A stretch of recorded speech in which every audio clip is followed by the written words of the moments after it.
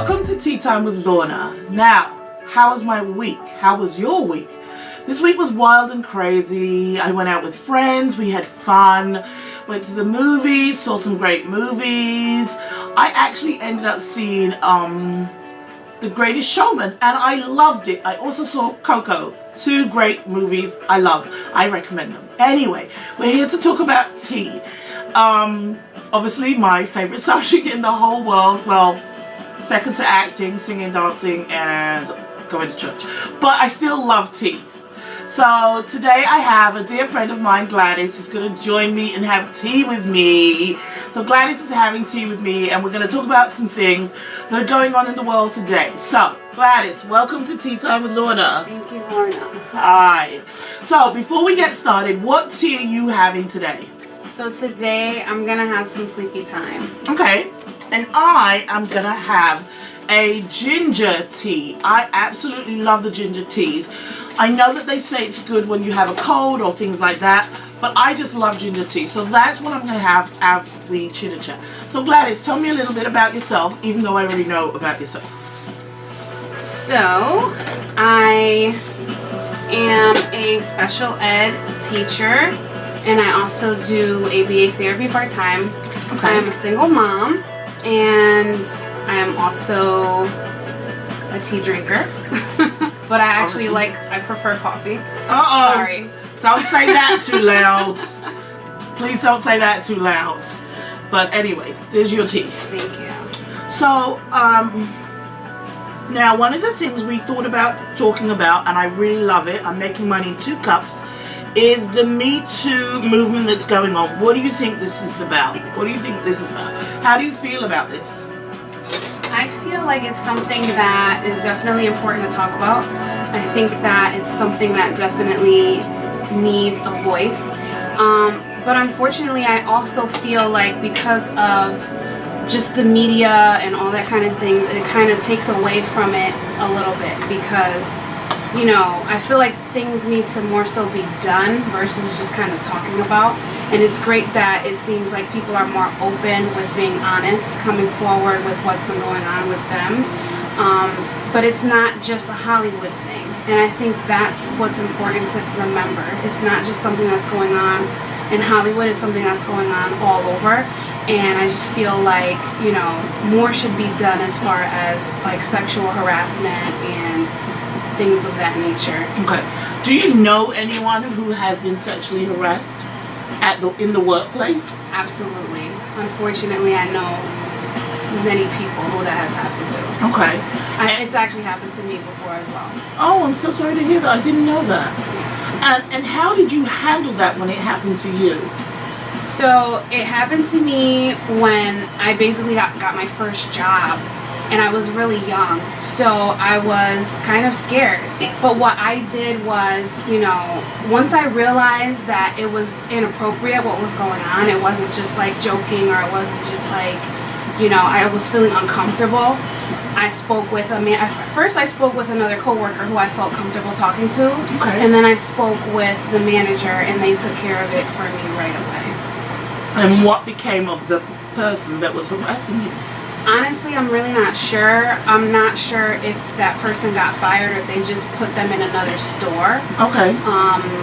But I didn't have to interact with that person anymore, which made me feel a lot more comfortable.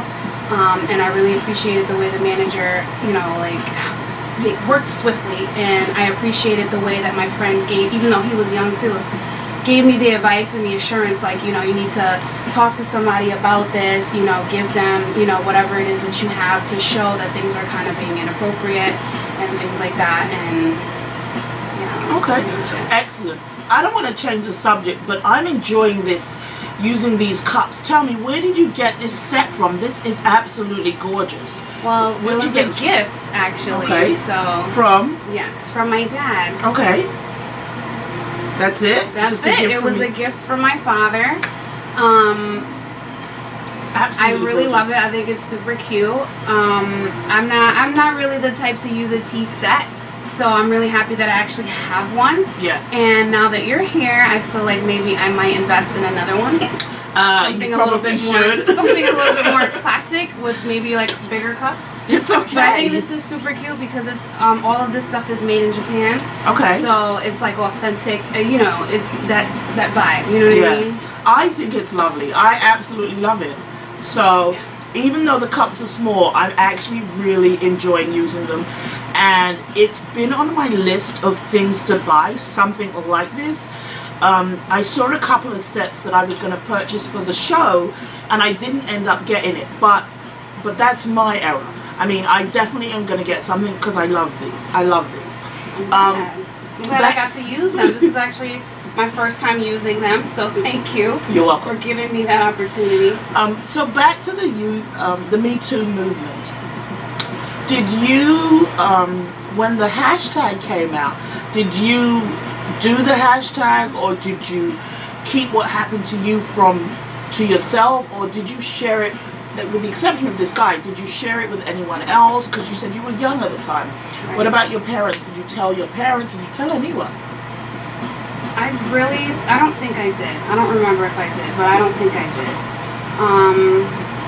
It's so embarrassing, and I feel like that's why this movement is so important, because it's something that you just don't even want to talk about. You know what I mean? Like, you just kind of want to act like it didn't happen or whatever. And luckily for me, it wasn't something that was like physical, where a lot of, you know, people are coming forward where they've been like assaulted or raped and things of that nature, which is like even worse, and I can't even imagine, you know, being in that situation.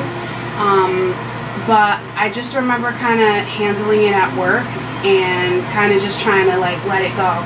But I do remember like just being really scared, like when I would leave, because I would work late, leaving, going to my car and stuff like that. So, you know.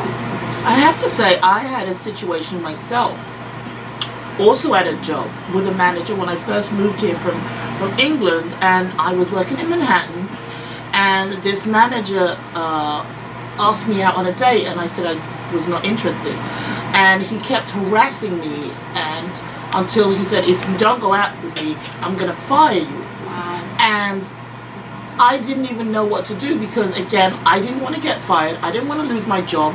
It was my either my first or my second job in this country, and I knew he was harassing me, but I didn't know there was something called sexual harassment, and I didn't know sexual harassment was illegal.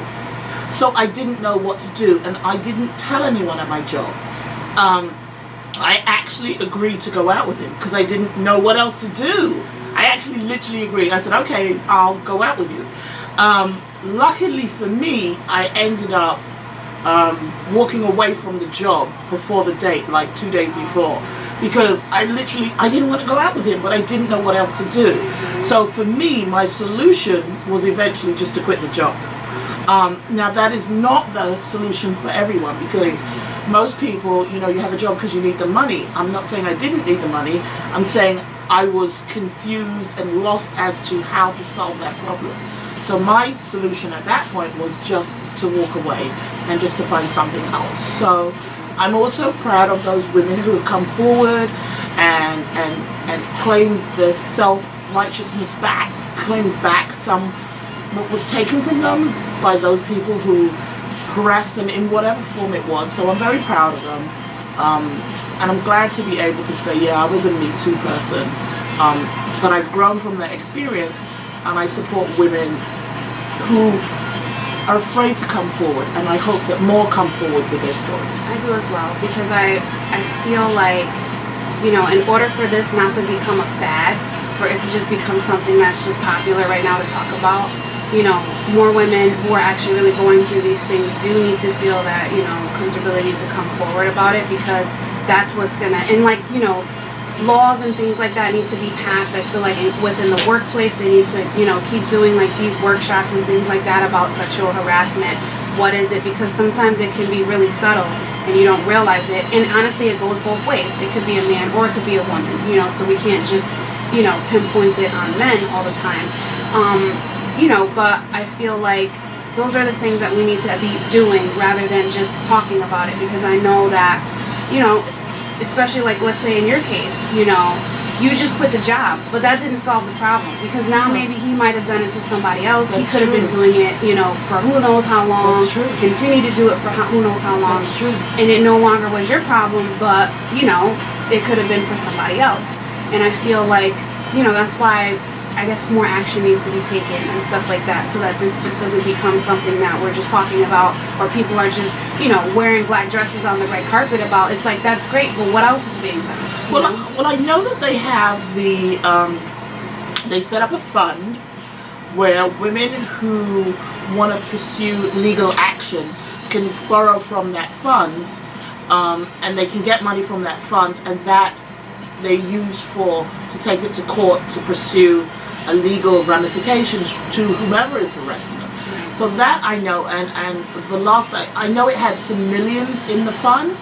I don't know how much, and I didn't follow the story through to know enough about that. But at least, you know, with advertising and publicity, women will know, and also men who are harassed will know, you know what, it's not just Me Too, it's also, here's money if you choose to go down that road, and you can get some satisfaction, some justice from whatever was stolen from you in whatever way. So I'm very proud of those people who've come up with those ideas. That's great. So amen. That's great to hear.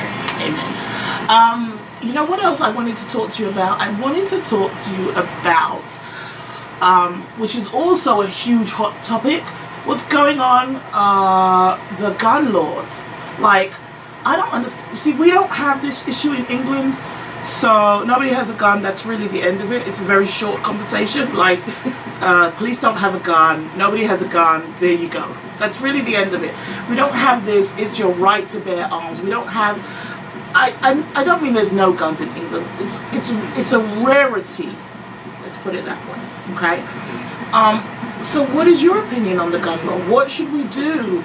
Because I'm so tired of seeing children get killed. I'm so tired. That's my opinion. I'm tired of seeing children get killed just because they went to school. So the hot topic right now is, should teachers be able to carry, you know, have guns in the classroom? Okay. And my opinion on that, being an educator and somebody who works with high school kids, I just feel like absolutely not.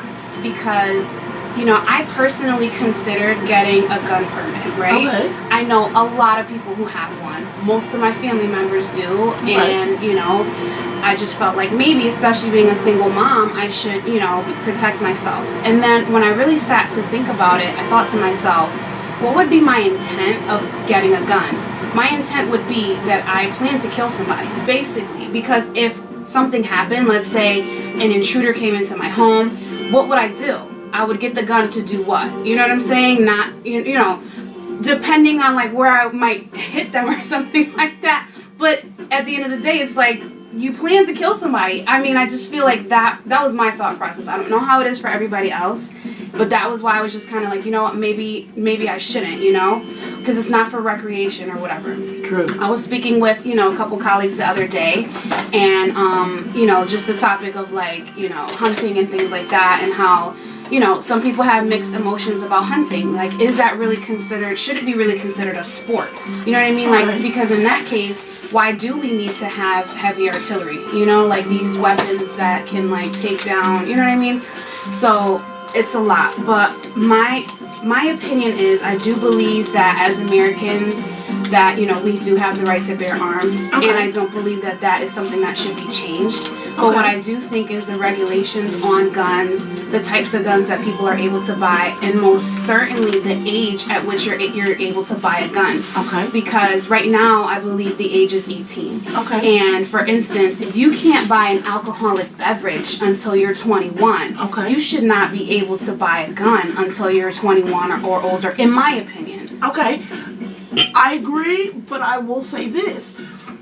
People are allowed to join the army at 18. That means if you join the army at 18, they will train you to use a gun. So now you're in the army, you can use a gun. Now you come home, you can't use a gun. Then you go back after, whatever, a year. Now you can use a gun again because you're only 20. Now you come home, you still can't use a gun. Do you see what I'm saying? I agree with you about changing the age limit, but then there is that. that to me is now a mixed message. Well, I think that if somebody is going to be in the military, and in all honesty, you know, I personally believe as well that maybe they should raise the age limit to be in the armed forces as well, maybe. Oh, that's a good because, idea. you know, at the end of the day, a lot of kids who go into the army, you know, kind of, you know, might come from, you know, an impoverished area or something like that, you know, like they feel like that's their only option to go into the military to get help with school or whatever other things. And in the case that they didn't want to raise the age, because of course they need people to enlist, Correct. you know, that maybe there will be an exception for those people who are trained, because I'm more so talking about civilians, you know what I mean, like just the average Joe who's 18, who doesn't have a background in the military, who, you know, doesn't otherwise necessarily need a gun besides for personal use. Maybe you might want to consider that, and definitely, you know, doing background checks extensively, mental health assessments and things like that, because it seems to be a lot of people who, you know, are suffering from some other things who tend to be the mass shooters, you know, and I think that we need to kind of really take that seriously. But okay, so I go into Walmart to buy a gun, and I believe right now you have to wait 3 days or 5 days or whatever it is. You wait X amount of days, then I write my name, I don't have a police record, I don't have anything, I have a gun. How and when would you add mental health as part of the criteria to have, like, do I need a doctor's note? I think it would. So my doctor has to sign off and say I'm not. Basically, like just kind of like how a lot of us have to get jobs. You have to go get drug testing. You have to do X, Y, Z. You have to get fingerprinted. Okay. You have to go see a psychiatrist. You know what I mean? Like somebody who's gonna be able to at least, for a bare minimum, you know, go through your history, because some people actually have a history. Some people don't. Some people do. Some people might have a history of mental illness in their family, something like that. So I feel like maybe something like that could be incorporated. I don't know. I mean, I'm just throwing things out there because at the end of the day, we're all looking for solutions. You know? Correct. Drink your tea. You know, can I tell you, I actually love the idea of getting it signed off, like, by your doctor, like, this is my doctor's note. I'm telling you, like, I part of your physical, you know what I mean? I can get a gun now, and I'm also 21. Woo woo. No, I actually like the idea. But that now puts the responsibility on the doctor. So now, if someone does a mass shooting, are we all going to go to the doctor and say, excuse me, you said he was fine, and he just killed 7,000 people, or whatever the number is. I mean, at the end of the day, that's kind of hard on one person. Yeah. And let's be honest, you could be fine today, right? You could be fine today and not have a mental illness today. Right. And you see him today, you get your gun today, I don't know, next year you lose it and now you shoot the people. Yeah. Like, I mean, I really like the doctor's note, I really do. Maybe they should do annual checkups for that. I don't know, Maybe, I like it. But it's just, you know, it's just one of those things, like, what can we do? You know what I mean? Like, how can we make the situation a little bit better? And being a mental health professional myself, in a sense, you know, we see that, you know what I mean? Like, for the most part, and when, even just watching the news, with a lot of these people who are, you know, the facilitators of these mass shootings, it seems like there's always something that either, you know, people missed or they just didn't know what to do about it, or whatever the case may be, but there was always some kind of hint. Like, it's not usually just random. Like randomly. But don't you think that some of these people are just evil? Like, some of them, it's not mental health, they're just evil. Like, they're just evil. Hannibal Lecter was just evil. I'm using him. He didn't kill mass shootings. But do you know what I mean? Like, my personal opinion is, I don't believe they're all mental health. No, I don't believe they're all mental health. I think they can cry mental health, because that will help you if you're alive at the end of this with whatever the prison situation is. But I think a lot of them are they're just daggone evil people. And they're like, I'm bored today, so I think I will go kill 20 people. Or maybe they don't have a number in mind. I don't know how it works. Right. Do you see what I'm saying? Because I think the guy in Las Vegas, I don't think he was mental. I think maybe he didn't like country music. I don't know. Maybe he didn't like country music, and I don't know. I'm not trying to laugh about the subject, but I don't think he. And again, it's my opinion. I just think, because did they kill him in the end, or is he alive? I don't remember. He's dead. Somebody killed him? I think he's dead, yeah. Okay. But I'm not sure, don't quote me. Yeah, but I just feel like, that much planning, to me, that says that you were of clear mind to go buy 17 guns, Right. not shoot yourself, right? Get enough bullets, because you've figured that out, right? Pack them in a bag of some sort, or somehow you got them to wherever you needed to get them. So to me, that's all clarity. There's all clarity there. And then you knew that you were going to do it at 10 or whatever time you felt you were going to do it.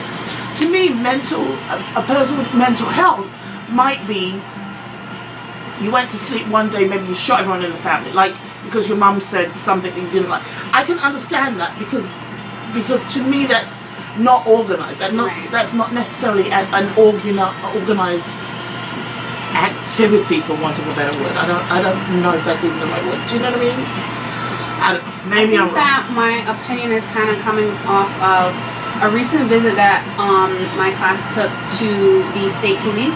Okay. And, just talking with the state trooper and what he had to go through as far as his training and things like that to become a state trooper, mental health assessment was part of it. Oh. And I thought that was really, intriguing because it's like, wow, you know what I mean? And when you think about it, there's not as many, cops who are doing certain things like that. There's a whole nother story on, other issues with police and stuff like that. Mm-hmm. But I just thought that was kind of interesting, that in order to become, a state police officer, they had to go through, this rigorous training and all these different types of tests.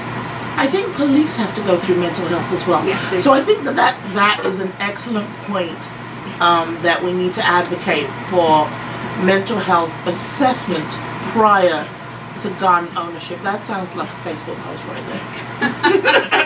Yes, it does. Definitely something to talk about, right?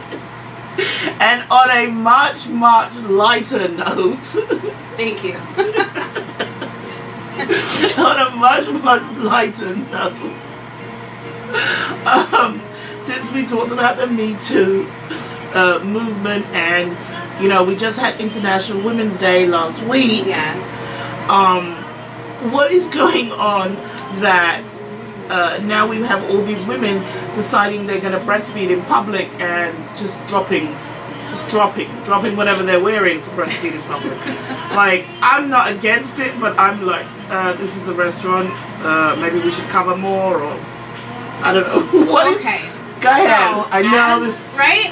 As someone who personally breastfed, Okay. I feel like it just shouldn't be such a big deal. I really don't. And I feel like, as a woman, maybe if you have to do it in public, maybe you should put a little bit more effort to cover up a bit more, because there are certainly all types of products out there, and slings and different types of clothing, all types of stuff that can help you to conceal what you're doing a little bit better. But in general, I just kind of feel like it's an American thing that we're just so oh my gosh about it, because speaking with some colleagues, they're just in other countries it's not really that serious. It's kind of whatever, your baby's crying, you just, it's something to feed your child at the end of the day. It's not something to, it's not supposed to be something sexually explicit. And here we're just so crazy about any type of, which I feel is ridiculous, because we live in a sexually driven society. Okay. Everything, sex sells, right? Yes. So the advertisement on the side of the bus can be basically two nude people, right? But you see a mom breastfeeding and it's so taboo. I'm just they've lost their it minds. makes no sense at all. But that's what's happening in our world. You know what I mean? Yes. But the funny thing is, I agree. If a mother needs to breastfeed, she should be able to breastfeed. She should not have to walk out of a restaurant and hide herself in the middle of nowhere so that nobody sees her left breast because her child is hungry. I agree. But and so therefore I don't feel that women have to cover up. We know what's going on. We all know that babies drink from their mother. This is not a secret. There should be no surprise. Most of us were breastfed. How do we suppose that happened if our mother didn't do it? I mean, right. And you gotta think too, even back in the days, not really even that super long ago. I mean, we didn't have all these different things. formulas and this and that. So it's just kind of like, what would happen if a mom was out and about and her baby was hungry? Exactly. But that's the same with buying those slings and things. We didn't have those 20 years ago. So what choice did mothers have other than to, try their best with a button and a sleeve and try not to jangle the child when they're trying to eat, for goodness sake. It's like those people who look at children funny when they cry in a restaurant. We're all eating. This kid needs to eat also. Exactly. What would you have me do? Leave him in the pram until he stops crying? Right. So I think we're both in agreement there. We're okay with women breastfeeding in public, whether they have a sling, a sleeve, or a cover-up. I don't care. It doesn't bother me. But maybe because we have both been breastfeeding mothers, maybe that's why we feel that way. I don't know. I mean, is the people that are complaining, I'm curious to know, are they mostly men? Or are they mostly other women? What we spoke about the other day was the fact that it was like a male and there was like this big lawsuit about, him basically becoming aroused over, this, and that's why it was so inappropriate and this and that. And then it's just kind of like, seriously, like, for one, I feel like that's kind of gross because it's not a sexual nature type of thing. So why didn't he remove himself? Exactly, and that's the other thing. If he had an issue. Why keep watching? Like, if it bothers you, look away. I mean, that's what we do, right? If we don't like something, we don't want to hear it, we don't want to see it, we don't want to smell it, walk away. Just walk away and just go on about your business, but everybody has an opinion at the end of the day. Well, I have to say, I completely agree. If it bothers you that much, walk away. But remember that you had a mother, and you might have a sister, you might have aunts, and somehow they did it to their children, and that's how we all got here. Exactly. That's how we all fed, and that's what we did. Yes. It's more natural for your child, and it's absolutely healthier for your child to drink breast milk than to drink formula.